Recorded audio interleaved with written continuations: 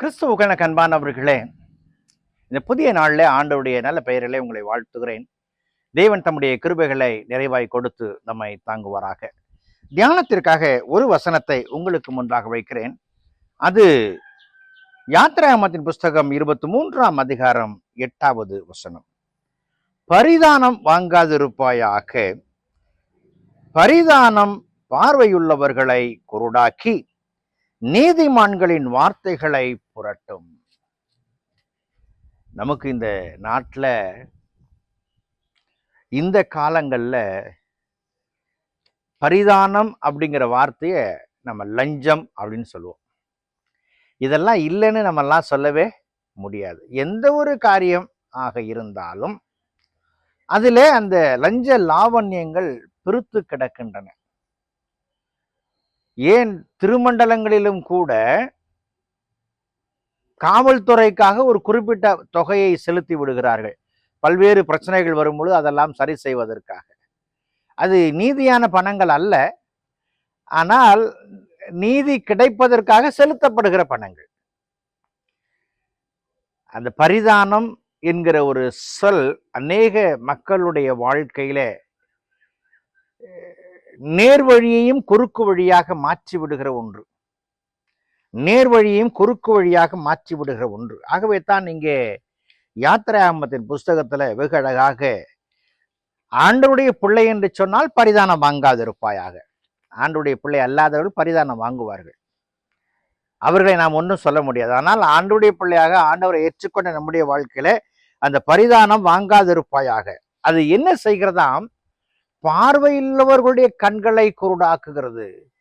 வயசு ஆக ஆக நமக்கு கேட்ராக் வந்துருச்சுன்னு அதை கண்ணில் இது பண்ணி லென்ஸ் எல்லாம் வச்சு அதுக்கு பின்னாடி போகிற நிலைமை ஒன்று. ஆனால் அந்த மாதிரி நிலைமையே இல்லாமல் அது பார்வையை குருடாக்குறது என்று சொன்னால் நீதியை அது மறைத்து விடுகிறது.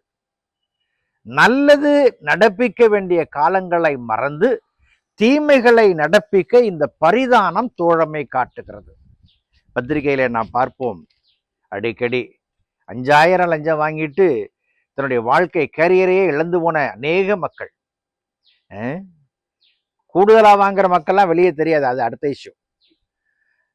ஆனால் நம்முடைய பார்வையில நான் ஆண்டவருடைய பிள்ளை என்று வரும் பொழுது பரிதானம் நமக்கு அவசியம் அல்ல. நீங்களும் நானும் விசுவாசி என்று சொன்னால் அதில் எச்சரிக்கையாக இருக்க முற்பட வேண்டும். பரிதானம் என்ன செய்யும்? கண்களை குருடாக்கும். இரண்டாவதாக என்ன செய்யும்? அது நீதியை புரட்டும். நம்மை நீதி செய்ய விடாது.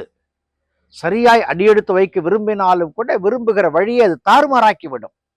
மூன்றாவதாக அது என்ன செய்யும்? தலைமுறைக்கும் ஒரு சாபத்தை கொண்டு வந்து விடும். நான் வாங்குகிற பரிதானம் என் நிலையில என்னை வாழ விடாதபடிக்க செய்யும் பொழுது என்னுடைய அடுத்த தலைமுறையையும் கூட அது கெடுத்து விடும்.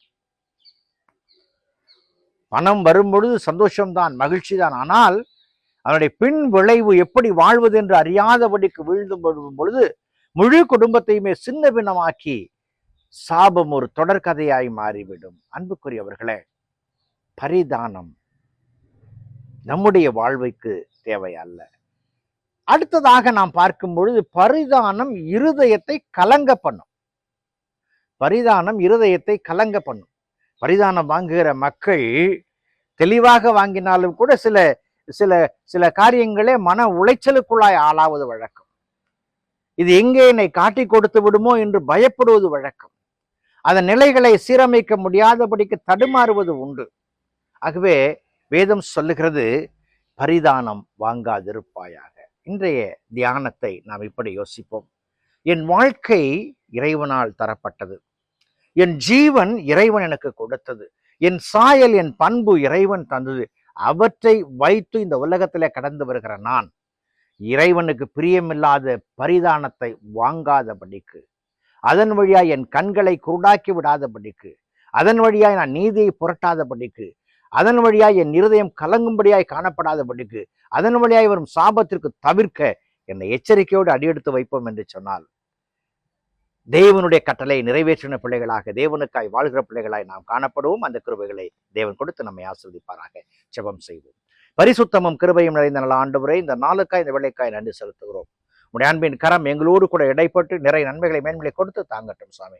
பரிதானம் வாங்காதிருப்பாயாக என்கிற வார்த்தை எந்த நிலையிலும் ஆண்டவரே நாங்கள் அதை கடைபிடிக்க உதவி செய்யும். இயேசுவின் ஜெபிக்கிற ஜெபங்கள் பிதாவே, ஆமென்.